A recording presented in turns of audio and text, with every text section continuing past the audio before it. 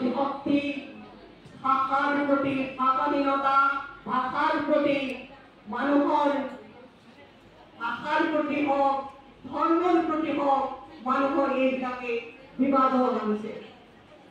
কিন্তু আমি শংকৰ আদানৰ যি প্ৰীতি, শংকৰ আদনে যি ক্ষমতা স্থাপন কৰি থৈ গ'ল, আধ্যাত্মিক নীতি আদৰ্শৰে প্ৰসাৰে সেই নীতি আদৰ্শৰে সেই ক্ষমতাৰে আমাৰ মাজত আদৰ্শ সেই ভেটি, সেই ক্ষমতাৰ ভেটি আমি জীয়াই ৰাখিব লাগিব।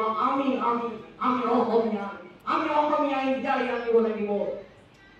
আৰু তাৰ বাবে আমাৰ স্বৰলিপিৰ যি সংৰক্ষণ, সেই সংৰক্ষণ কৰিবলৈ আমি অসমীয়া জাতিয়ে এই জিকিৰৰ যি স্বৰলিপি, সেই স্বৰলিপি সংৰক্ষণৰ ক্ষেত্ৰত আমি দায়িত্ব ল'ব লাগিব।